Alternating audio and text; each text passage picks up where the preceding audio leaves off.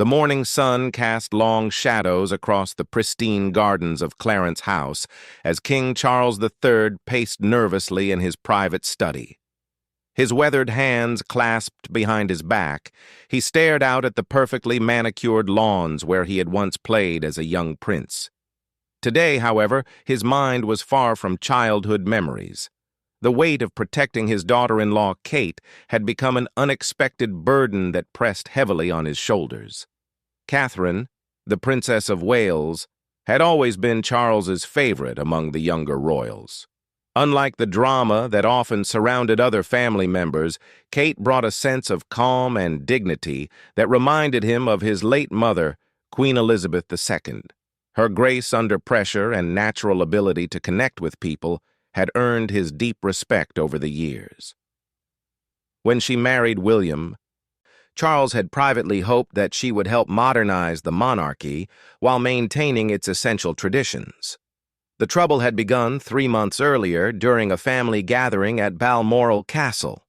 The Scottish estate, with its ancient stones and Highland air, had always been a place where the royal family could speak more freely, away from the watchful eyes of the press and public. It was there that Camilla, now queen consort, had made her feelings about Kate abundantly clear to anyone within earshot. Charles remembered the evening vividly. The family had gathered in the drawing room after dinner, the fireplace crackling as autumn winds howled outside. Kate had been discussing her latest charitable initiative focused on early childhood development, her eyes lighting up as she described meeting with families across Britain. Her passion for the cause was genuine, and Charles found himself nodding along, impressed by her thoughtful approach to using her platform for meaningful change.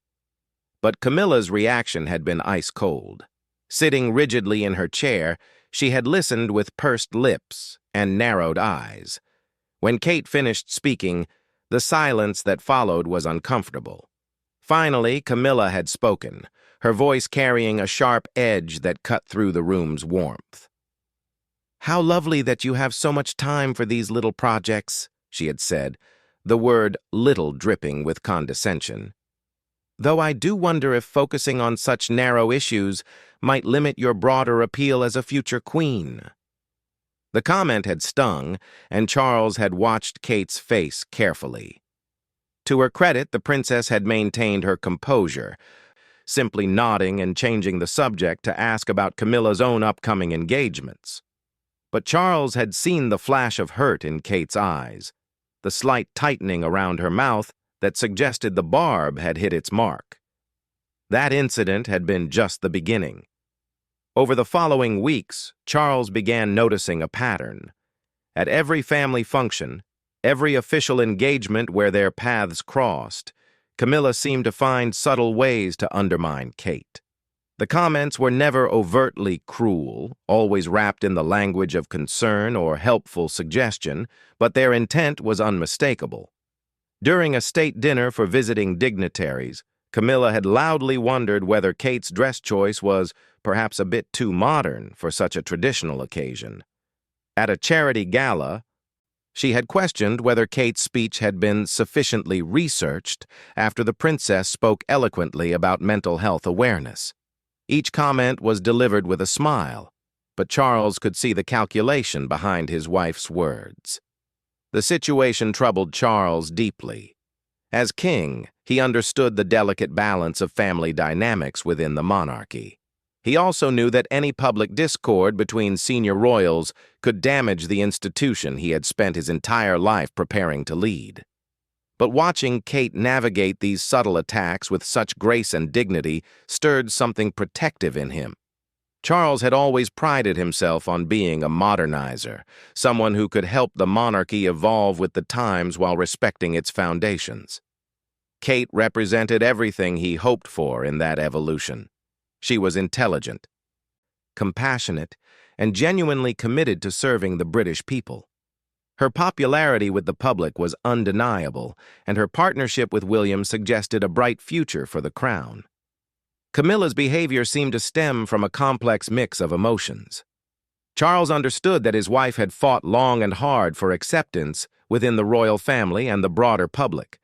Her journey from being seen as the woman who broke up Charles and Diana's marriage to becoming queen consort had been arduous. Perhaps Kate's natural popularity and seemingly effortless integration into royal life triggered old insecurities. There was also the matter of precedent and hierarchy. Camilla had spent decades learning to navigate the intricate protocols of royal life, earning her position through perseverance and gradual acceptance. Kate's rapid rise and the public's immediate embrace of her might have felt like an unfair shortcut to someone who had fought for every ounce of respect she received.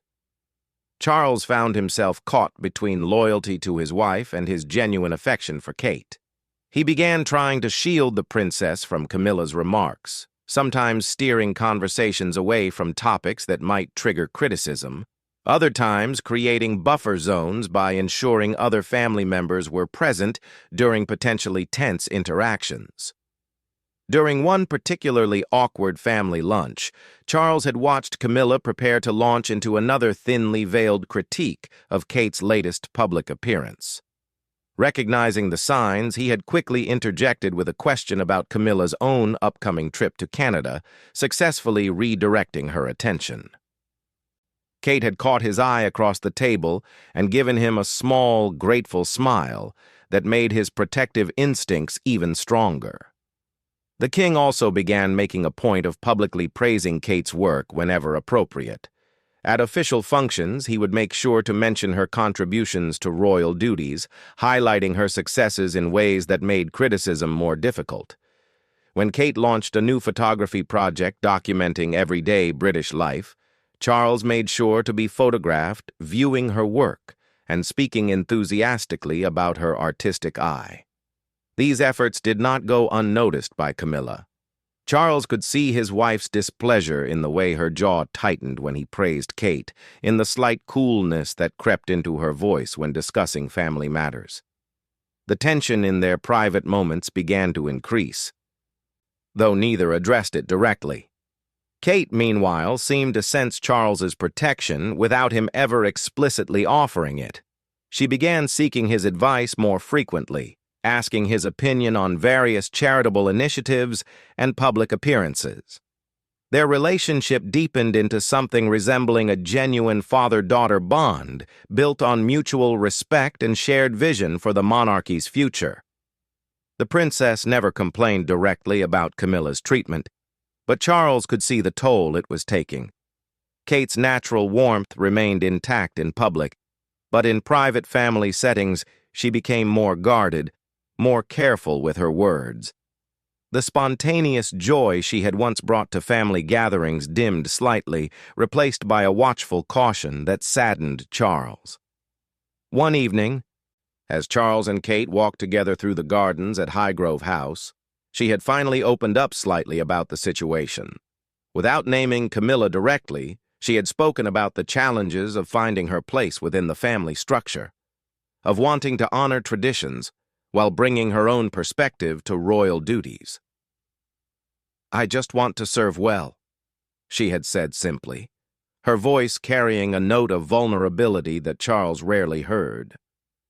"I want to make William proud, and I want to honor what the crown represents. Sometimes I worry that my way of doing things isn't quite right." Charles had stopped walking and turned to face her fully. "Your way of doing things is exactly what this institution needs," he had told her firmly. "Never doubt that your contribution matters, or that your approach isn't valued." The conversation had strengthened Charles's resolve to continue protecting Kate, but it also highlighted the impossible position he found himself in. How could he shield his daughter-in-law without creating an open rift with his wife? How could he maintain family unity while addressing behavior that was clearly harmful? The breaking point was approaching, though Charles didn't yet know it. Camilla's resentment was building, fueled by what she perceived as Charles's obvious favoritism toward Kate. The queen consort had begun making comments about new people, thinking they understood royal traditions better than those who had earned their place through years of service. These remarks, while never directed specifically at Kate in Charles's presence, were clearly meant for him to overhear. The passive-aggressive nature of the communication frustrated him immensely, but he felt trapped between his roles as husband and king. As winter approached, the family prepared for the annual Christmas celebrations at Sandringham. Charles hoped the festive season might provide an opportunity for healing, a chance for the family to come together without the undercurrents of tension that had been building.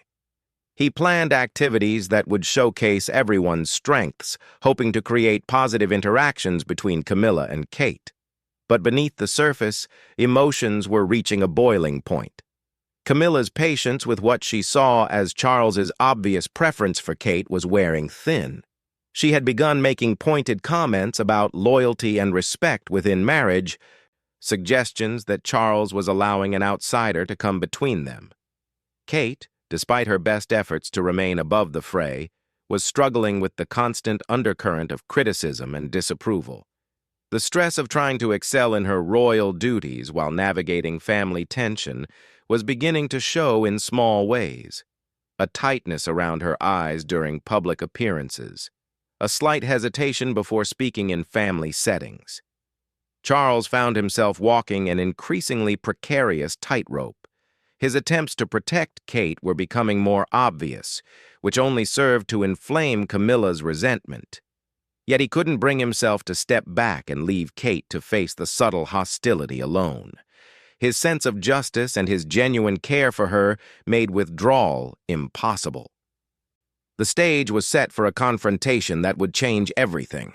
All the unspoken tensions, the careful maneuvering, and the building resentment were about to explode in a way that would test every relationship within the royal family.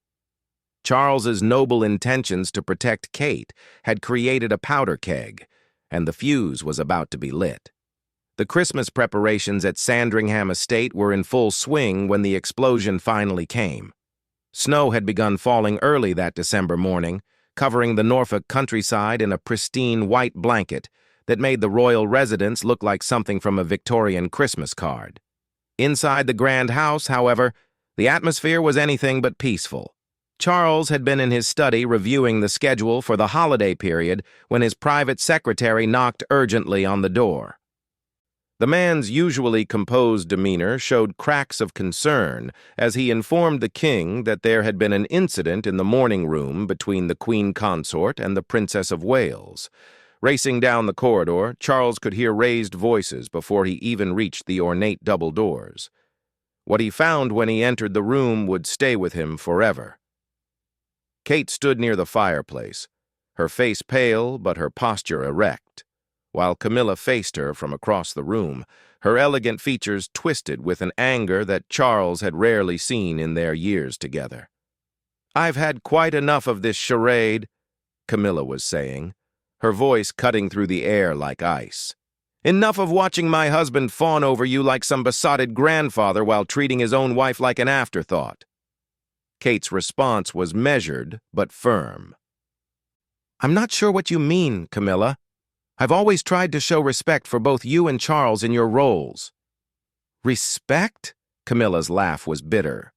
"Is that what you call monopolizing his attention? Making yourself indispensable with your little projects and your perfect public image? Don't think I don't see what you're doing." Charles stepped into the room, clearing his throat to announce his presence. Both women turned toward him, and he could see the mixture of emotions playing across their faces. Kate looked relieved, but also embarrassed that he had witnessed the confrontation. Camilla's expression showed defiance, mixed with something that might have been hurt. "Perhaps we should all take a moment to calm down," Charles suggested, his voice carrying the authority of kingship, but also the weariness of a man caught between two people he cared about. But Camilla was beyond diplomatic solutions. The months of watching Charles's obvious favoritism toward Kate, of feeling marginalized in her own family, had finally pushed her past her breaking point. She turned her attention fully to her husband, and the words that came next would haunt Charles for months to come. "Do you think I'm blind, Charles? Do you think I don't see how you light up when she walks into a room? How you rush to defend her, to praise her, To make sure she's comfortable while leaving your own wife to fend for herself?" The accusation hung in the air like smoke from a gun. Charles felt the blood drain from his face as he realized how his well-intentioned protection of Kate had been perceived by his wife. What he had seen as duty and family loyalty, Camilla had interpreted as betrayal and preference. "That's not what this is about," Charles began, but Camilla cut him off with a sharp gesture. "Isn't it? When was the last time you spoke about my work with such enthusiasm? When did you last go out of your way to shield me from criticism or make sure I felt supported? You treat her like the daughter you never had, while treating me like an obligation you've grown tired of." Kate stepped forward, clearly uncomfortable with being the center of such a painful marital dispute. "Please, I never meant to cause any problems between you. If I've overstepped somehow—" "Oh, you've been perfect," Camilla snapped, whirling to face her again. "Absolutely perfect in every way. The flawless princess who never puts a foot wrong, who charms everyone effortlessly, who makes the rest of us look like we're trying too hard." The venom in Camilla's voice shocked even Charles. He had known his wife was frustrated, but he hadn't realized the depth of her resentment or how personal it had become. "I think perhaps we should continue this conversation privately," Charles said, glancing meaningfully at Kate. But Camilla shook her head vigorously. "No, let her hear this. Let her hear what her presence in this family has cost me. Let her know that her perfect image has come at the expense of my marriage." The words hit Kate like physical blows. Charles watched as tears began to form in her eyes, though she fought valiantly to maintain her composure. The unfairness of the situation struck him forcefully. Kate had done nothing wrong except excel at her duties and earn his respect through her own merits.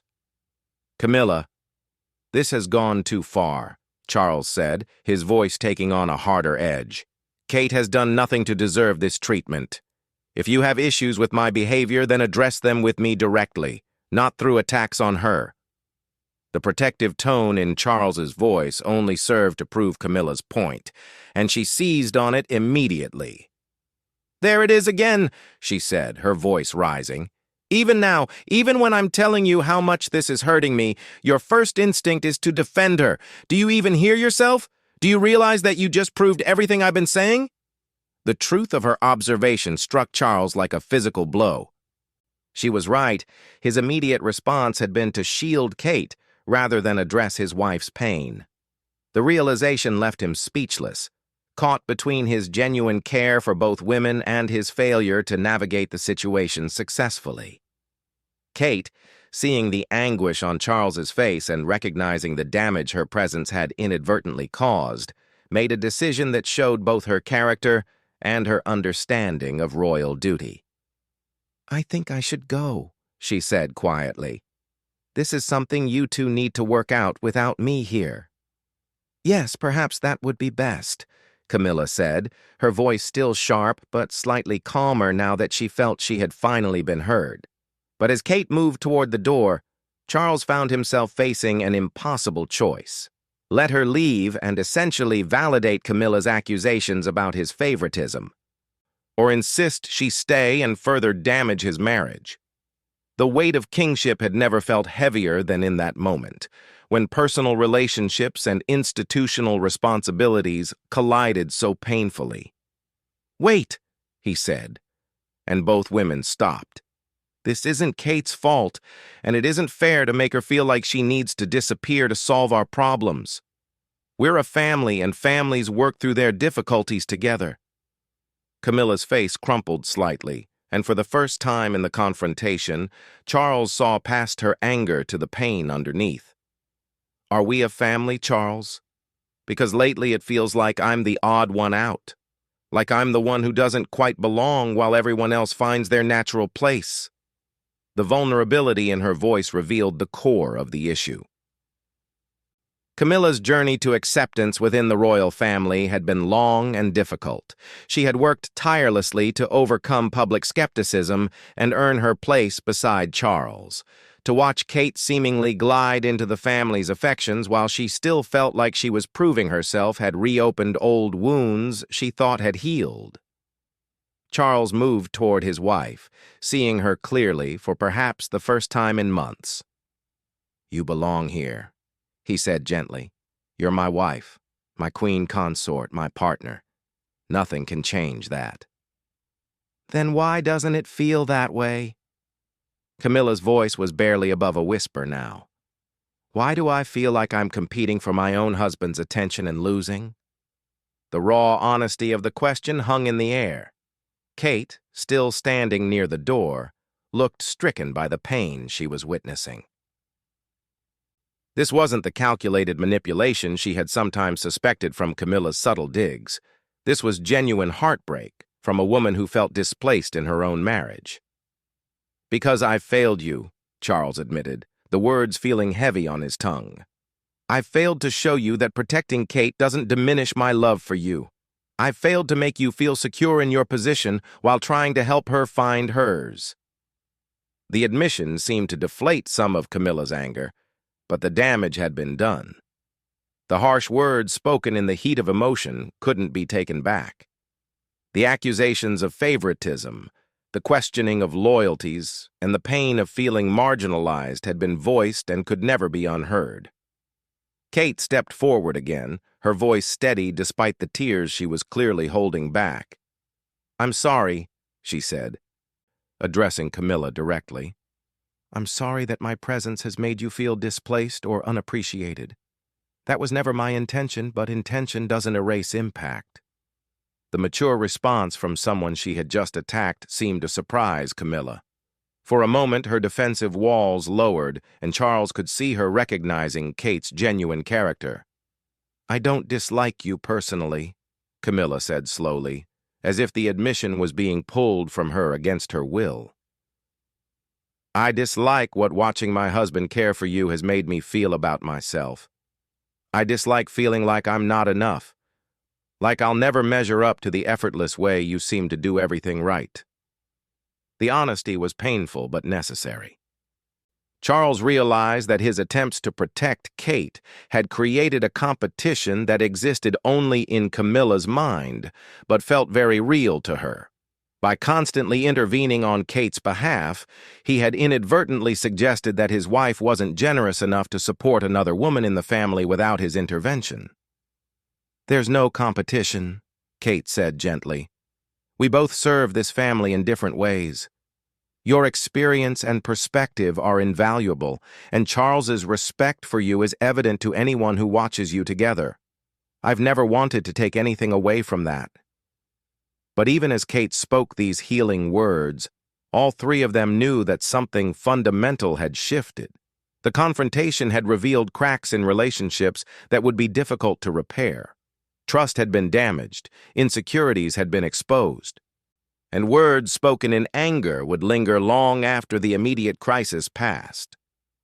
Charles looked between the two most important women in his life and realized that his good intentions had created a mess that would require far more than goodwill to clean up. The very act of trying to protect Kate had made Camilla feel unprotected. His efforts to prevent conflict had ultimately caused the biggest conflict of all. The snow continued to fall outside the windows of Sandringham, but inside the morning room, the warmth of family unity had been replaced by the cold reality of damaged relationships.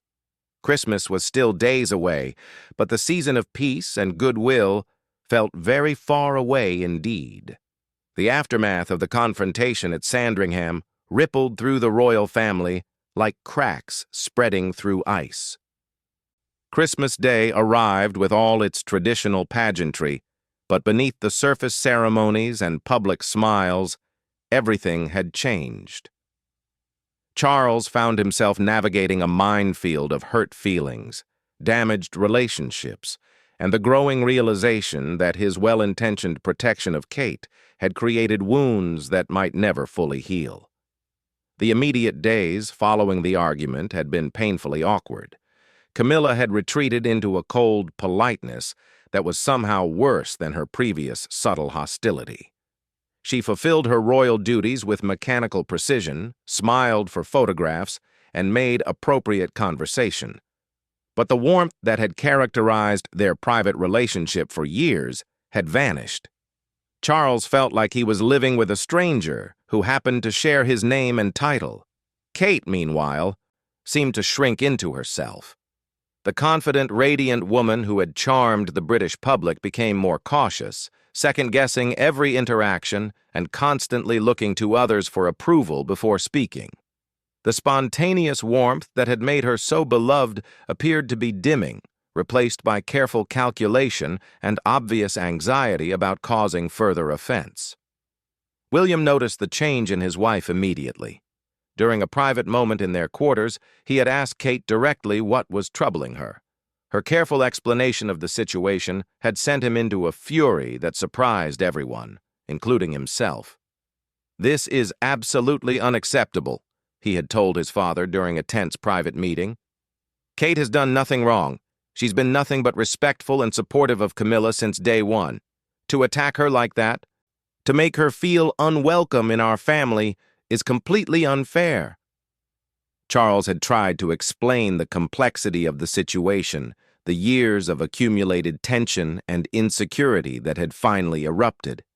But William was having none of it.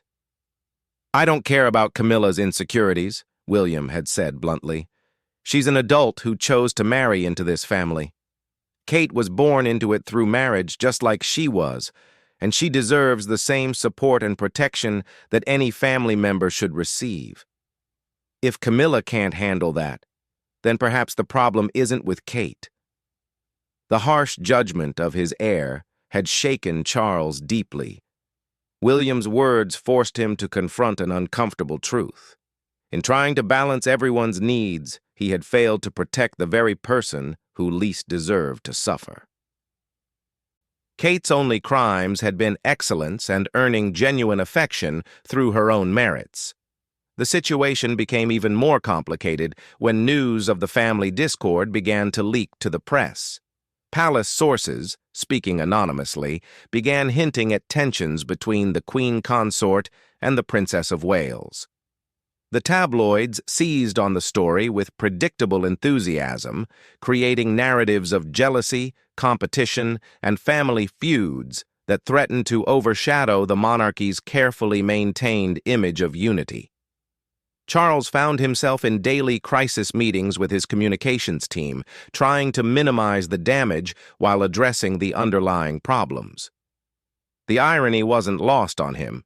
He had tried to protect Kate from subtle criticism, only to expose her to a media frenzy that was far more damaging than anything Camilla could have said privately. The breaking point came during a charity gala in January. The event, meant to highlight mental health awareness, had been one of Kate's pet projects. She had worked for months organizing the evening, bringing together celebrities, medical professionals, and ordinary people whose lives had been touched by mental health challenges.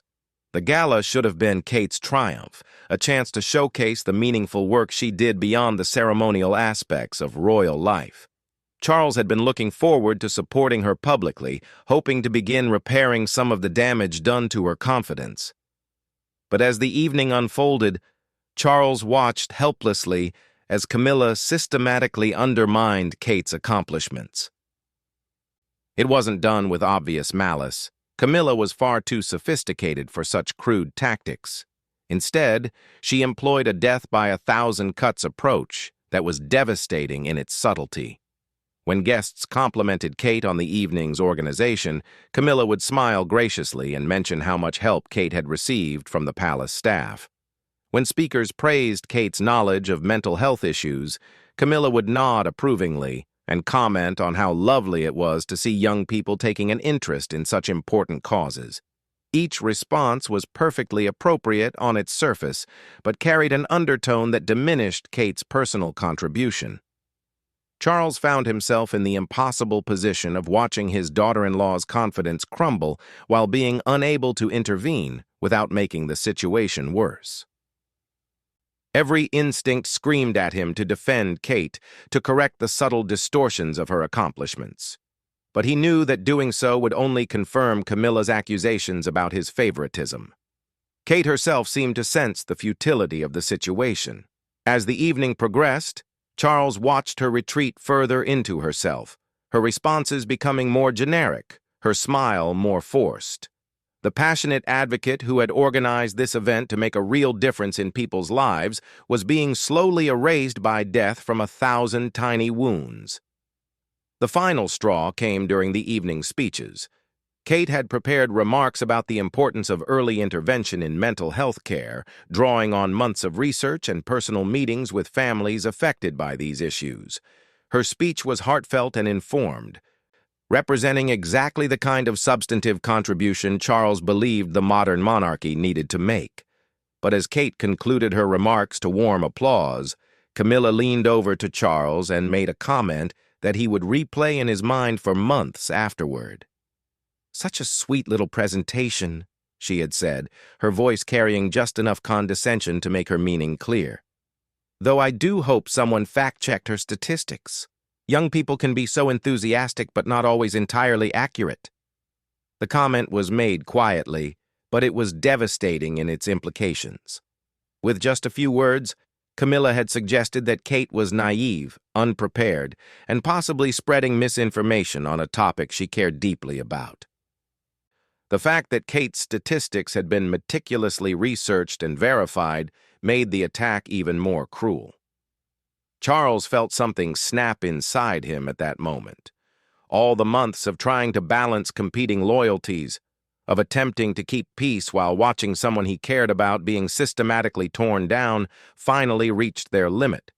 The realization that his own wife was deliberately sabotaging Kate's confidence and effectiveness as a royal made him question everything about his marriage and his judgment.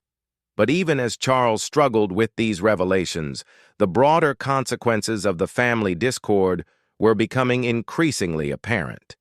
The press coverage had moved beyond speculation into detailed reporting about specific incidents and tensions.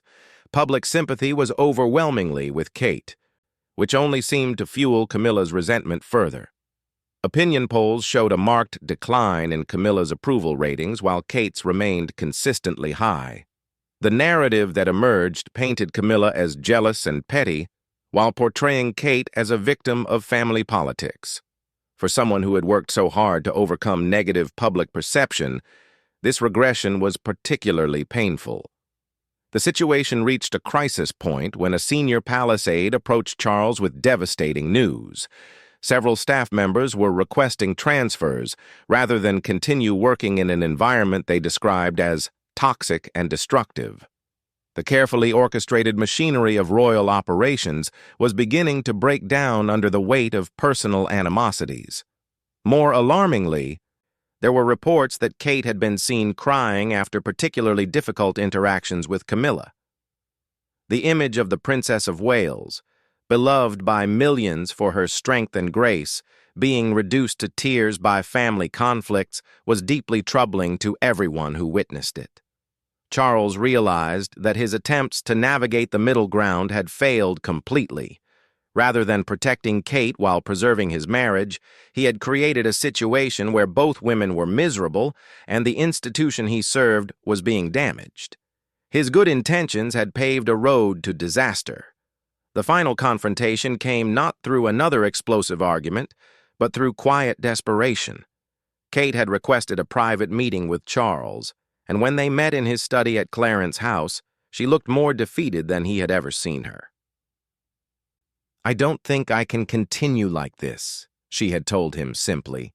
"I love this family, I love the work we do, but I can't function effectively when every interaction feels like walking through a minefield. It's affecting my marriage, my children, and my ability to serve the causes I care about." The stark honesty of her words forced Charles to confront the full cost of his failure to address the situation decisively. Kate wasn't threatening to leave the royal family, but she was telling him that the current dynamic was unsustainable. Something had to change, or everything would eventually break beyond repair. As Charles sat in his study after Kate left, surrounded by portraits of previous monarchs who had faced their own family crises, He realized that protecting someone sometimes required making harder choices than he had been willing to make. His attempts to shield Kate while accommodating Camilla's insecurities had failed both women and damaged the institution he had sworn to serve. The snow had long since melted at Sandringham, but the winter in royal relationships seemed to be deepening. Charles faced a choice that would define the rest of his reign and his personal life: continue trying to balance incompatible positions, or finally take a stand that would inevitably cost him something precious. The man who had waited decades to become king was learning that the hardest decisions weren't about policy or politics, but about the people closest to him and the impossible contradictions of love, loyalty, and duty that came with wearing the crown. His attempts to protect Kate had indeed shattered everything, but perhaps from those fragments, something more honest and sustainable could eventually be built.